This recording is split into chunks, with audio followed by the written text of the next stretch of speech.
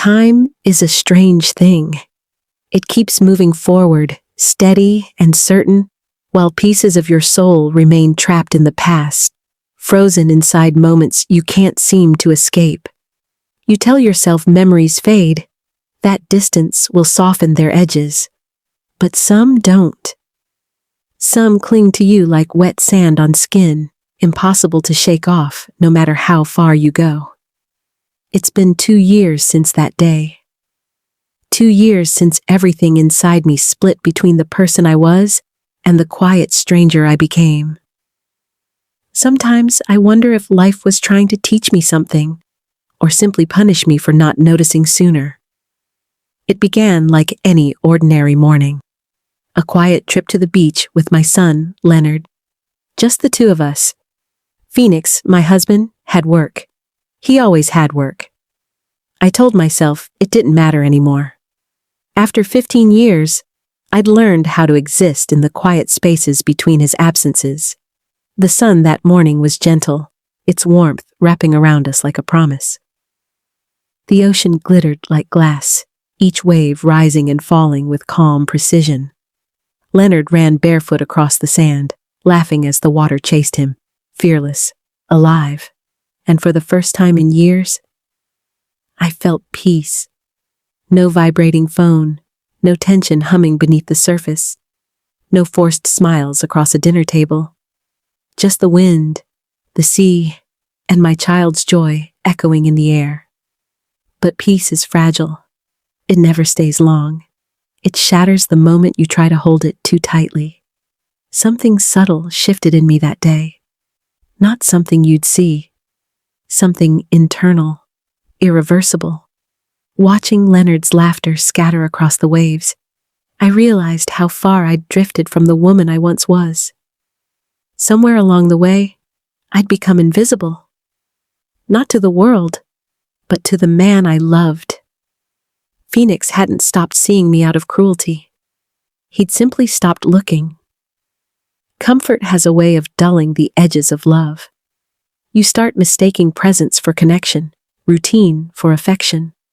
I became part of the background, the hum of the refrigerator, the rhythm of the clock. Necessary, but unnoticed. I told myself it was fine. That love matures into silence, that emptiness is just another word for stability. But sitting there, watching my son glow in sunlight, I envied him, his laughter, his freedom, his untouched heart. I realized how quietly I'd let life strip me down until I was just surviving. That night, when we came home, the house was dark. Phoenix still wasn't back. I stood by the window, watching city lights flicker like dying stars, listening to the clock tick louder with every passing second. And that's when it began. Not an affair, not betrayal. Something quieter. Bitterness. It crept in like ivy through the cracks, slowly, gently, until it wrapped around everything tender inside me. Love couldn't breathe anymore. I stopped trying. I stopped forgiving. I started living in the shadows of my own resentment. Days blurred into months. Phoenix and I shared walls, meals, routines, but not each other. We existed like ghosts, haunting the same house, but never crossing paths. Even Leonard felt it. His laughter dulled, his brightness faded. I told myself it was adolescence, but deep down I knew. Children absorb what parents refuse to confront. Then one night, Phoenix came home late again. I was half asleep at the kitchen table, staring into a cup of cold tea. When he walked in, something in his eyes made me freeze. It wasn't guilt. It was defeat. The kind that only comes after years of pretending everything's fine. He sat across from me and whispered, "I'm sorry, Freya." I didn't realize how far we'd gone. For the first time in years, we spoke. Really spoke. Not about bills or deadlines or Leonard's report cards. About us. About who we were before life became a list of obligations. We didn't fix everything that night, but we cracked the silence, just enough for light to seep through. Because this story isn't about infidelity. It's not about scandal. It's about the quiet kind of loneliness. The kind that grows between two people who stop seeing each other. The kind that kills love, not with noise, but with silence.